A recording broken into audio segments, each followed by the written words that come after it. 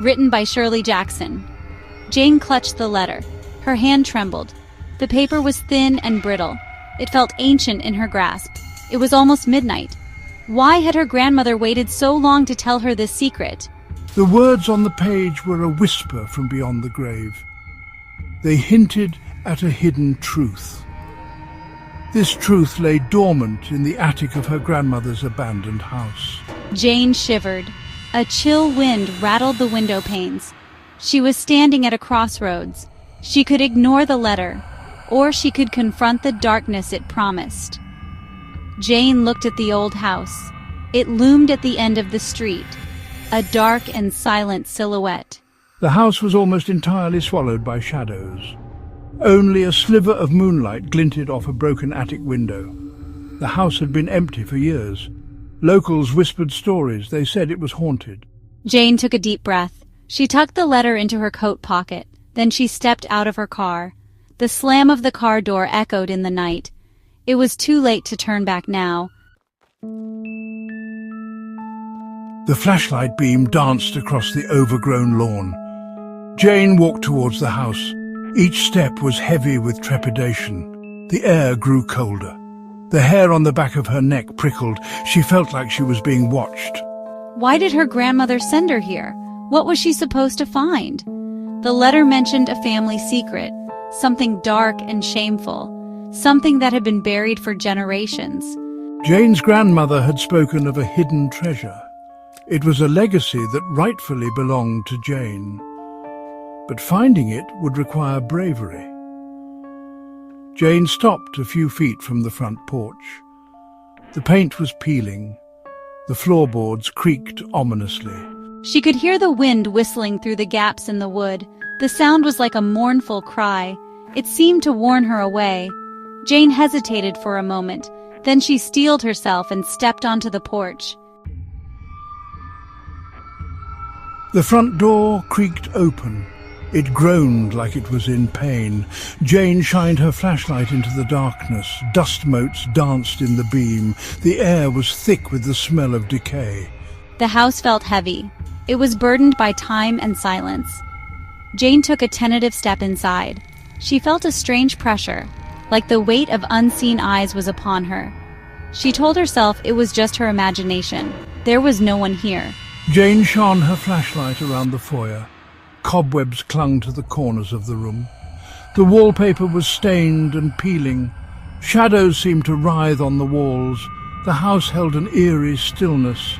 It was the kind of quiet that felt almost expectant. Jane shivered. She couldn't shake the feeling that something was wrong. She took a deep breath and pushed those feelings aside.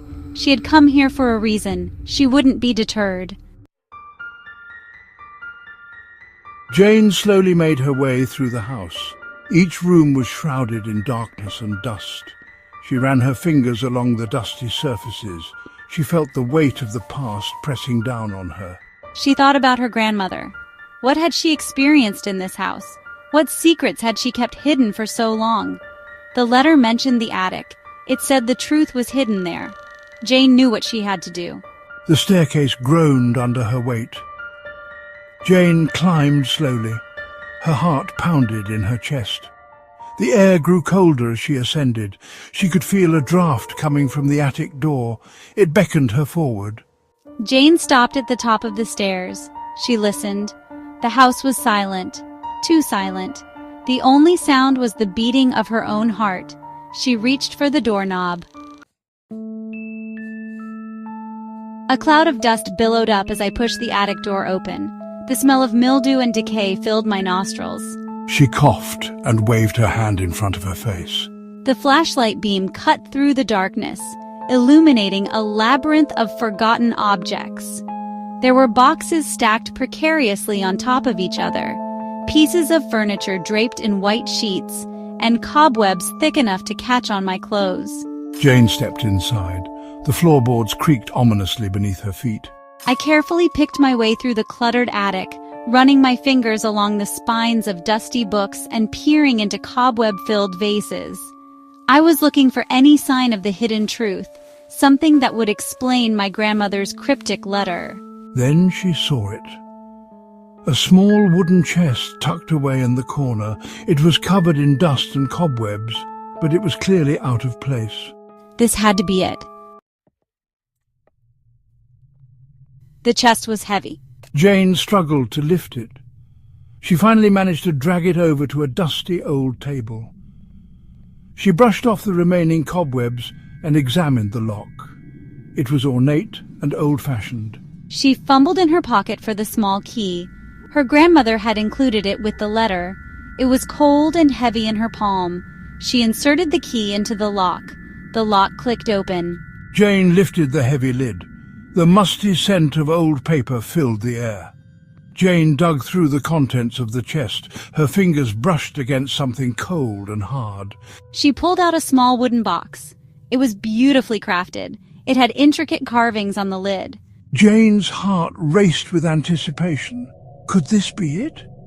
Was this the secret her grandmother had been hiding? She slowly lifted the lid of the box. Jane gasped. The box was filled with gold coins. They gleamed under the dim attic light. Beneath the coins, she found stacks of old letters. They were tied together with faded ribbon. Jane carefully lifted out the letters. She untied the ribbon and began to read. The letters told a story of love, betrayal, and hidden identities. They revealed a family history far more complex and intriguing than Jane could have ever imagined. Jane's hands trembled as she read. She was overwhelmed with a mixture of emotions. There was excitement at the discovery of her family's hidden wealth, but there was also a growing sense of unease. The letters hinted at a darkness at the heart of her family's past, a darkness that had been buried for generations. Jane was suddenly aware of a presence in the room with her. She wasn't alone.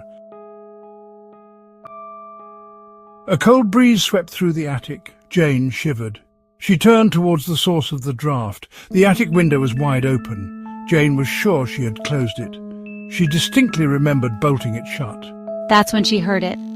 A voice. It was faint, barely audible over the sound of the wind. It seemed to be coming from the far corner of the attic, whispering her name.